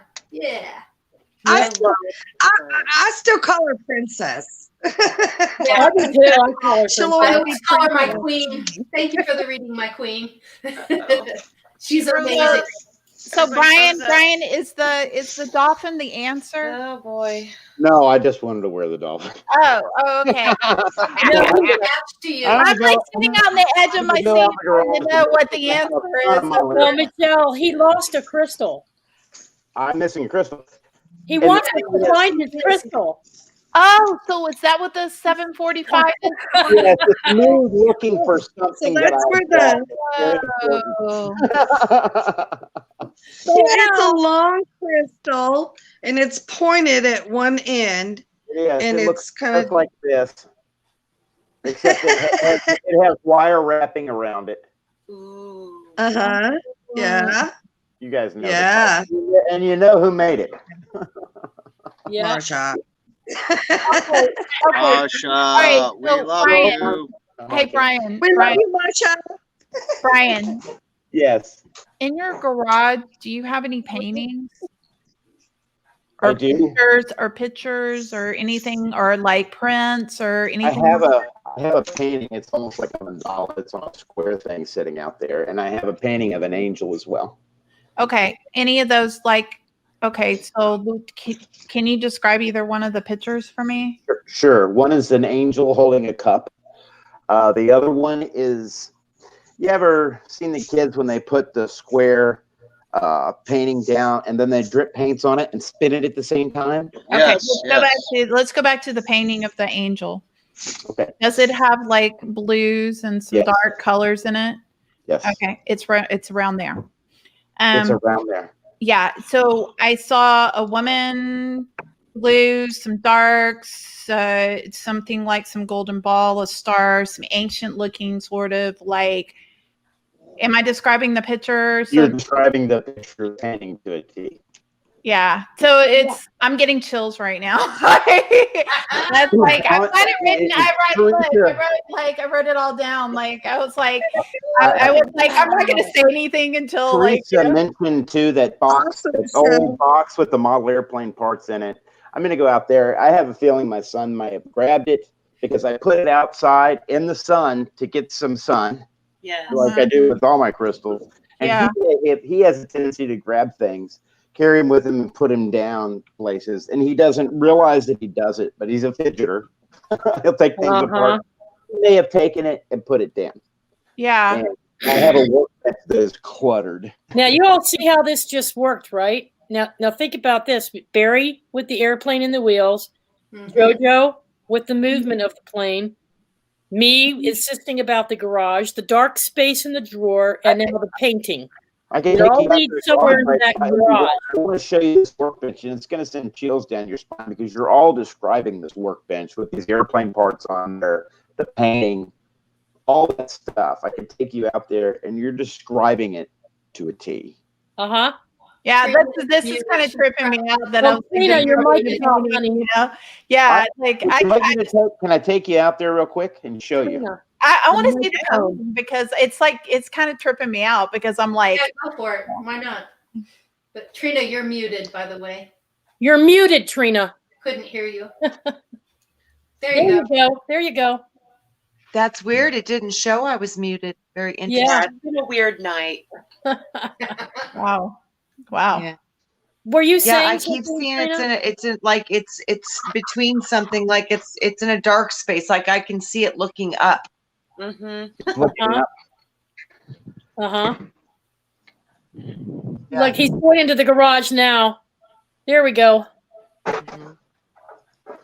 Yeah. When you talk about it's in the funnel. The funnel. When you talk about airplane parts, I know. Yeah, hush up, Al. When you these are all old airplane parts, and he may have put it in there. But Michelle says the crystal. She senses the crystal is underneath something large. That's Michelle Cannon Free. Okay. Like a tool chest. I see it. I see it in a dark place too. Look around. Find the picture. Find the picture. Okay. I'm looking for it. Start there. Anybody see a mirror? No. Where is that picture? It's out here. I see. I moved this bench to the other side and had the picture up. I'm gonna fall, trip, and go. Where's the picture? Hold on a second. This is like a scavenger hunt, and you're like, oh, right? I'm sitting on the edge of my seat, going, "Where's it at?" Laurie, you want to do some of those cards and see if the chat can get some of them? Well, we're all focusing right now on giving him the images he needs to find the crystal. Yes. We've almost got this. We've got like several parts now. Okay. All right, somebody else is reading an old VHS machine. Give Brian time to look for it. Yeah, Tanya Rose says I saw an old VHS machine. A VHS machine in there. Wow. And tool chest. Have you ever thought about asking the crystal itself where it's at? That is a brilliant idea, Laurie. I was just thinking the same thing. You nailed it. I was gonna say the same thing. Here's what I'm gonna do. I was thinking the same thing at the same I'm gonna here and clean this mess up. Yeah, And I'm looking for get that garage. I had the picture on the wall over here. Hey, and I'll do some throat. We were Trina mentioned in the beginning about the bowl and the vibrations and the music. So we have to send some energy. I've been getting into the throat singing. Hey, Brian, can you show Michelle what that picture looks like? Brian, ask the like universe right now to bring forth your guides, your masters, your helpers, your angels. Have them bring you the crystal. Ask them to help you find it. Okay. I've got it. It's right here. I had it the whole time. I knew you stopped by one night when I was. I have it right here. Okay, Brian. What? Brian, the picture is like it's like in between something. It's Okay. laying like this. It's laying like this. It's flat. And you need to go back. It is. It's flat. That's what we're Yeah, you saying. need to go back. You're in the wrong place. I'm in the wrong place. I need to Yeah. go back to where I was. Wait, hold on. Hold the camera up. Okay, yeah. No, you remember where it was hanging on the wall? It was over here. Show me and let me see. It was Okay. here. Okay. It was sitting on this. It was sitting on that. Okay. Yeah, it was sitting right where the light is. Like Okay. There's a desk down there. And then what happened to it? Either my son came and grabbed it, or I grabbed it. I grabbed it and I put it. You had put it over outside. somewhere. You said you I had had it it outside. outside. I did have it outside. When did Well, you I had have? the crystal. When did you have it Look, outside? When did you have it outside? There's like a whole bunch of stuff like piled on top of each other. Have you looked through that? Like, Well, that's all this workbench is stuff piled on top of it. I got to get out of here. That's up. Probably in there. Yep. When did you bring it back inside? Today? No, this has been a week ago, 2 weeks A ago. week or two ago. Oh, wow. Okay. Hi, Lady Spitfire. Welcome. I remember too putting it under my daughter's pillow because she was starting to have some negative dreams. Okay, so Brian, did you ask the crystal?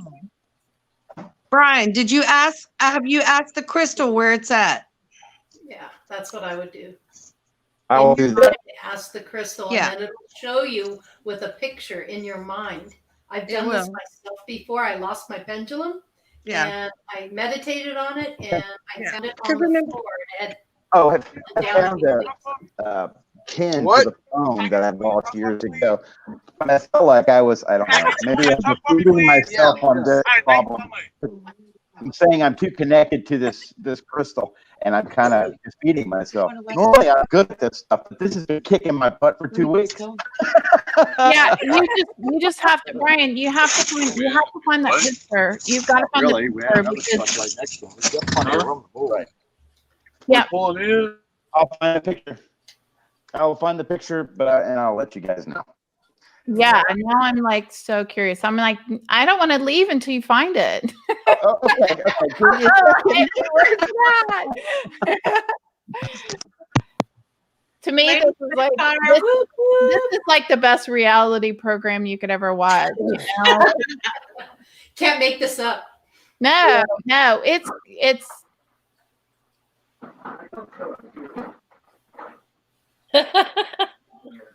He's got a lot of stuff in that garage, I'm telling you. Hey, Trina, go get your singing bowl and I'll do some throat singing, okay? And everybody else, put your energy into Brian right now. Come on. Look where the airplane wheels are. Oh, I remember that. that's not the picture. That's not the picture. Come on, Trina. Trina's got her singing bowl. Yeah. There you go. Let's Try put to out some sing. beat there, Trina. Right, Trina, we're going to make some music. She's muted. Her microphone is muted. We can't hear it. Trina, you're muted. Trina. There she goes. Got it. You're good.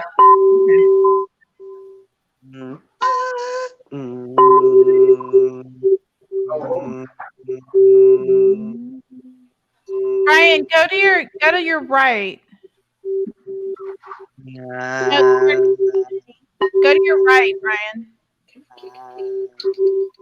No, that's the wrong right. That's the wrong right. Hey, go to the other side. Go to the There other you side. go. Okay, now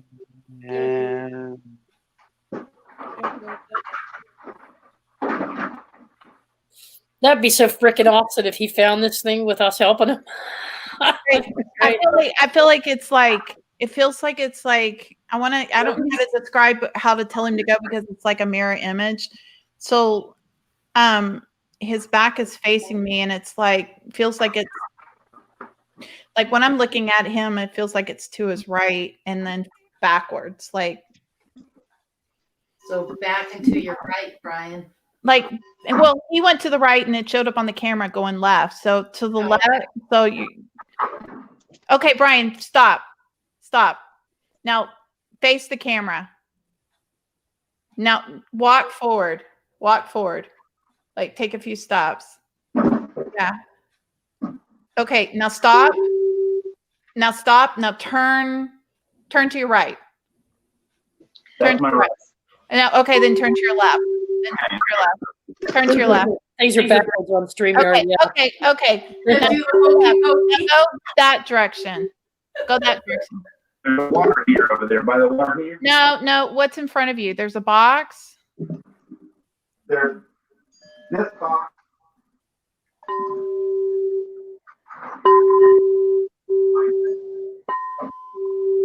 That Crystal is spunky, playing hide and seek, just like our Crystal McArthur. Set him free.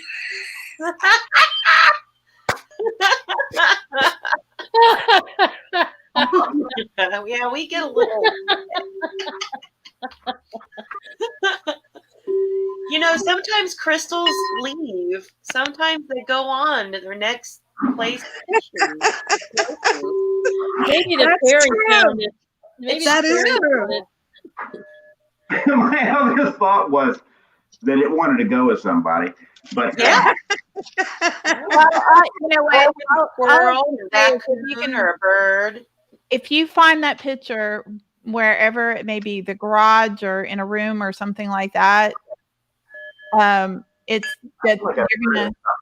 Yeah, it feels like it's close to that.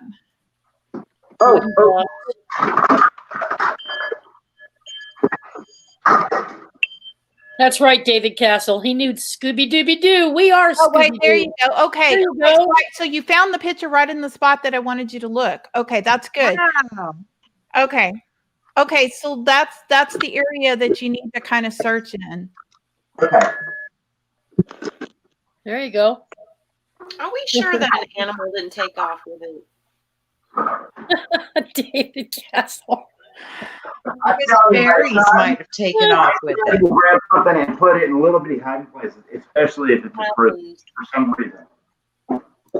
The crystal will Ask be the found. fairies to bring it back, Brian. Mhm.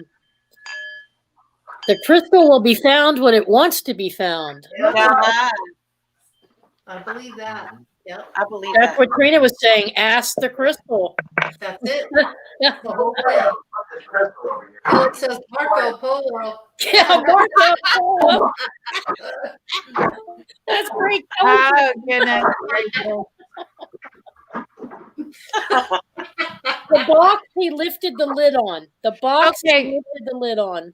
Yeah, okay. Go back to where you found the picture with the box. By the broom there. Go back to Yeah, that by the box. broom there. Broom's gonna fall.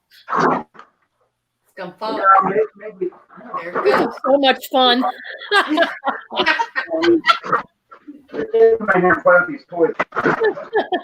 Hey, is there an airplane in that box right there? Yeah, that lid. That's what I'm thinking. It's in a box. Yeah, we've all seen the That dog. box he lifted the lid on. That's what I thought too. Well, I he's in still the right on the floor under a box. Yeah, I think he's in the right area. Yep. That's pretty cool. This is tripping me out. Missing crystal. Will we ever find it? I know. He lost connection with Oh it. no! Now he lost connection. Yeah. Oh, that's too bad. No, That's Steve, slightly slanted Steve. What are we watching? ATM? I think we got to wrap it up, guys, for the time length. Getting late. Yeah. Well, we're gonna have to do a continuation finding it. Oh yeah, we're gonna Absolutely. have to try to see if we can see if Brian has this crystal. It's gonna drive me nuts all the time. Part 2, Brian as the crystal turns.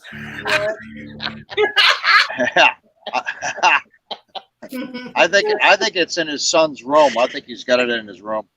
I'm gonna be on the hunt for this thing for a while. Yeah, it's 10. I think it got put on something and it fell off and it rolled down somewhere. Yeah, it's hiding behind somewhere. Yeah, under one of those boxes. Near the area that Michelle If Thompson he has a talking cat, about. cats love to steal crystals. Yeah. So do fairies, and Brian has a lot of them as he built Fairy House. Yep. Cats like to steal crystals. What if we come back and do a remote viewing session? They'll steal everything. Yeah. They stole my friend's car keys when she was on a hike in the middle of the desert. All right. All right, so are we showing credits? Trying to. Put it up there, Al. One of those nights, man, I'm telling you. It's been weird, guys. It's been weird. it hasn't been too bad. We're done finally. Yay. I don't know. Good night, everybody. Good night. I love you all. Thank you, Brenda. We love you too. Thank you, Deborah. Yeah. Are you still there, Deborah? Yeah. Okay, cool. Right on. Still there. All right. Is that that picture that icon you had up there? Is that what picture was that of?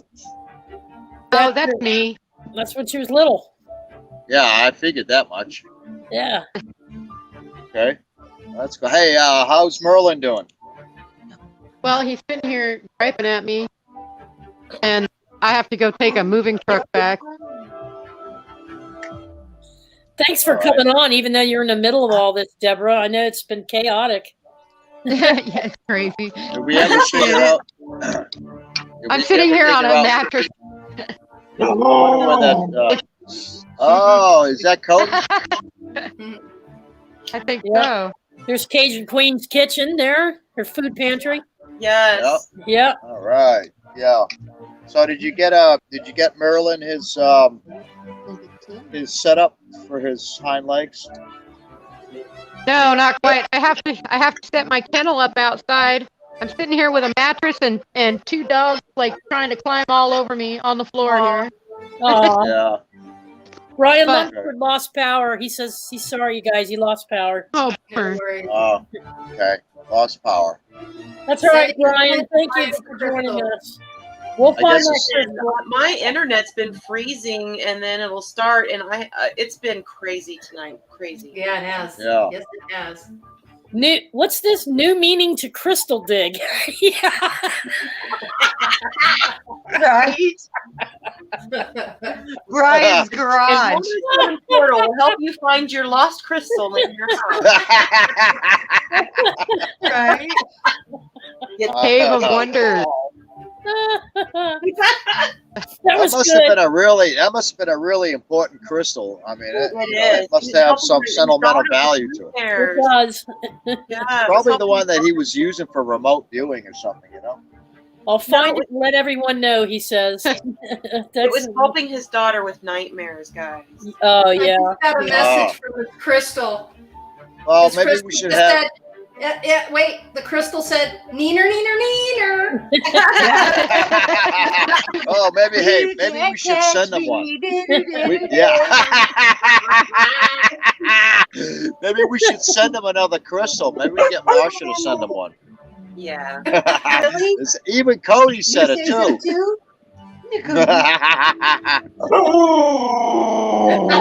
Oh, there you go. Brian Burnett had an interesting take on moving. He said he'd rather burn everything than move. Yeah. Yes, I just had this discussion with Big Al a couple of days ago. I have so much stuff in here. I'm never going to get out of here. And I'm like, I'm going to burn it. He says, no, have your space. I'm like, no. He's like having a estate sale, and I'm like, I'm gonna burn. Yeah. Yeah. Well, that's all right. We'll get it. We'll get her done. Don't worry. We'll get her done. We'll get her done. Yeah. That's funny. We'll get you out of there soon enough.